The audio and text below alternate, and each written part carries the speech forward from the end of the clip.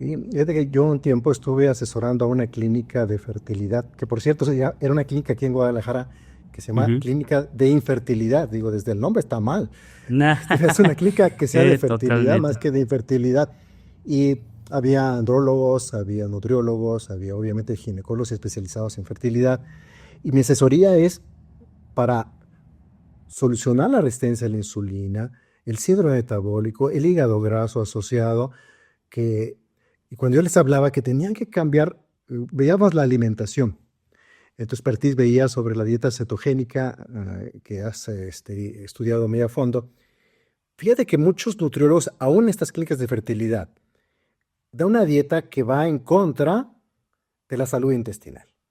Una dieta que es proinflamatoria, una dieta que no es resolutoria, una dieta donde la ingesta de carbohidratos refinados es muy alta y no solamente afectaba la fertilidad, pero sino que hay una relación muy directa también en el eje intestino-cerebro, porque emocionalmente también los pacientes no estaban en mejores condiciones. Estaban con estados depresivos, ansiedad, obsesión, compulsión.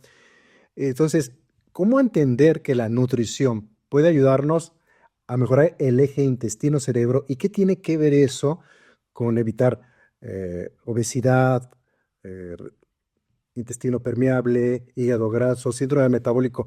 Que hay una relación muy directa, tú lo sabes, en cuanto al área hipotalámica, por ejemplo, los centros de la saciedad, por qué estas pacientes tienen un apego a consumir carbohidratos refinados, por qué la recompensa. eh, ¿Cómo explicar esa relación intestino-cerebro en este grupo en particular?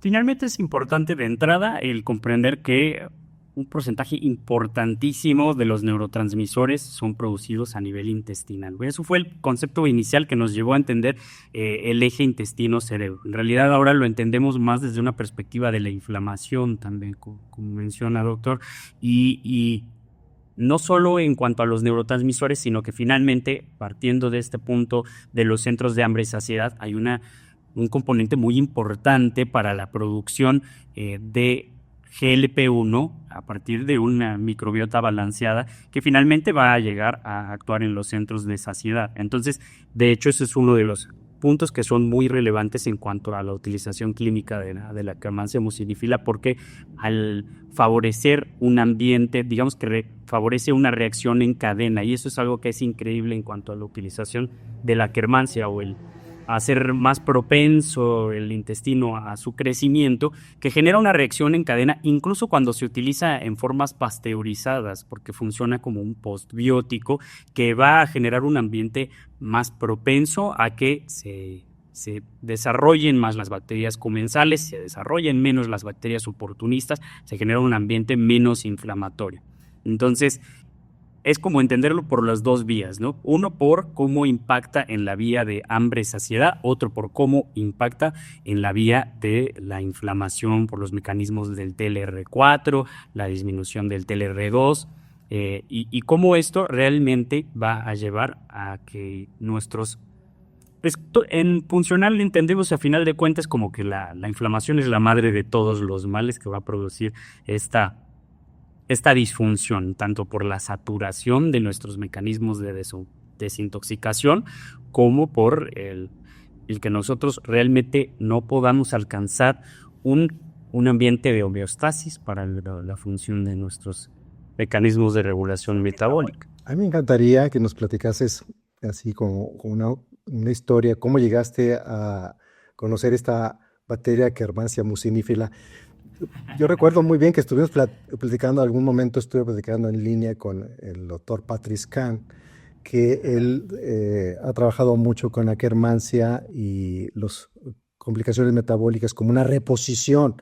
Fue uno de los primeros que a partir del 2011 logró implementar una terapia, bacterioterapia, como él le llama, para esos grupos de edades, ahí en la Universidad Católica de Lovaina, en Sí. Bélgica.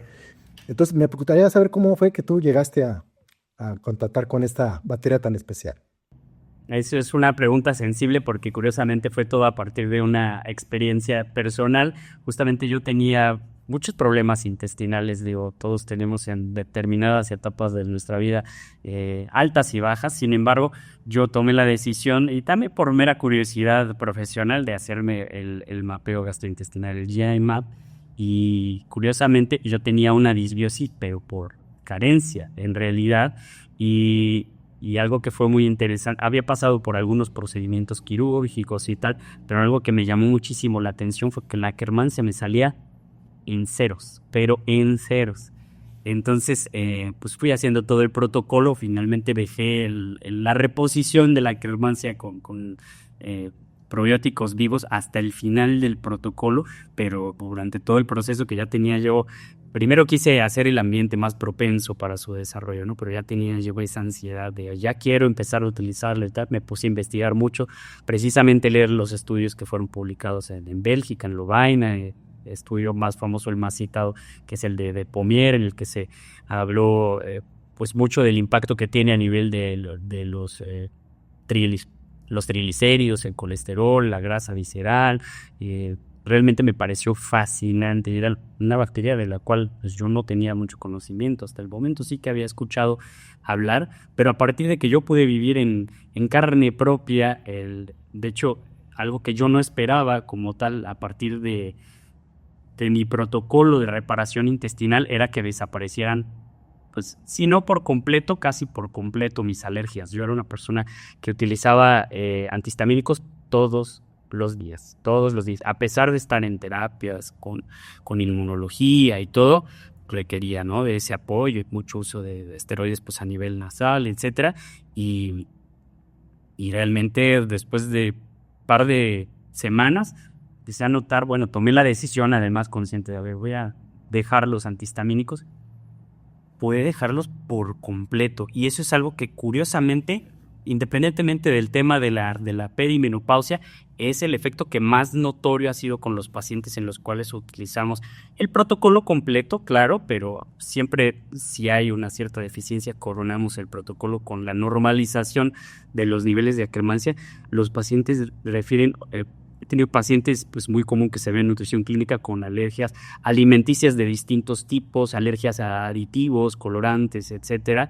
El más reciente fue una paciente que fue con su inmunóloga y le dijo, pues te hice las pruebas y tal, tú ya no tienes alergia a los lácteos, y ella se quedó impactada porque era algo con lo que había vivido toda su vida. Entonces es uno de los que es más notorios para ellos, pero bueno, si existe esa regulación de una cuestión inmunológica tan dependiente de los mecanismos ya más bien adaptativos, pues qué impacto no tendrá en todos los mecanismos innatos de inflamación. Tocas son dos puntos muy importantes. Uno es que hay una correlación entre el sistema inmune, el metabólico y el vascular.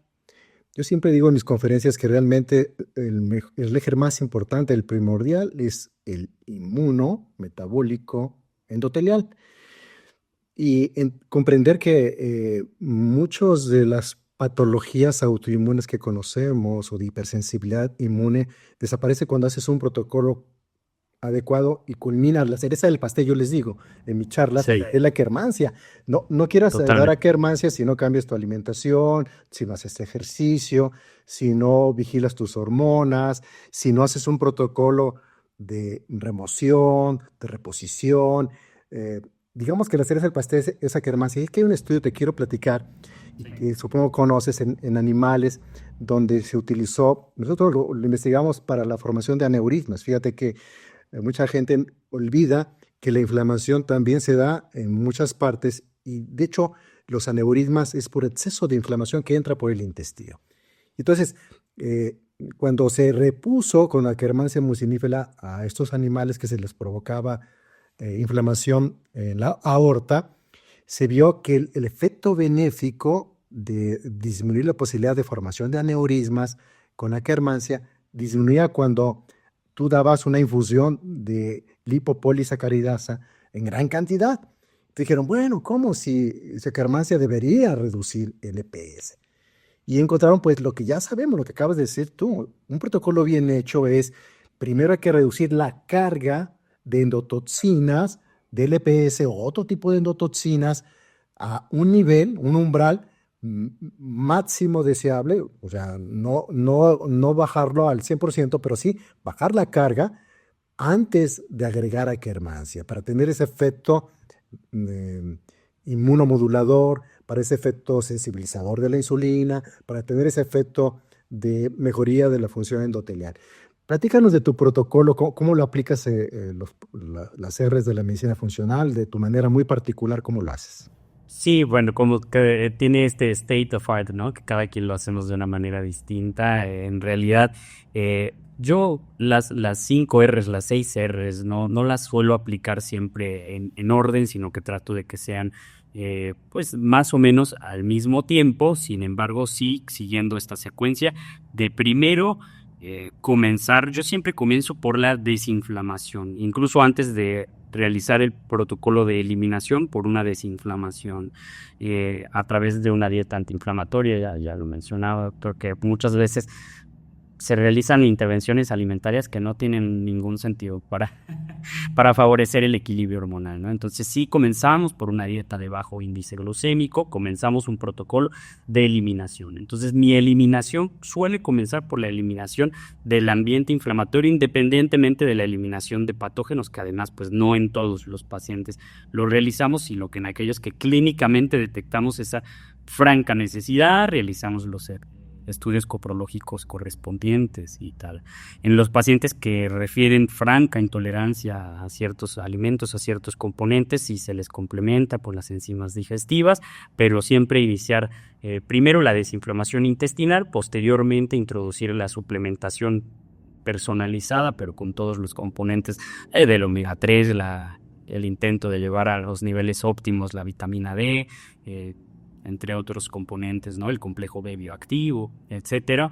Y posteriormente ya realizamos los estudios para que podamos detectar si hay algún componente que debamos de eliminar. Hacemos esa eliminación al mismo tiempo que la reposición. Casi siempre comienzo con alguna cepa de elegida como el Saccharomyces boulardii, que sea al mismo tiempo y que finalmente pues no va a estar muriendo con nuestro tratamiento antimicrobiano en los casos en los que sea necesario.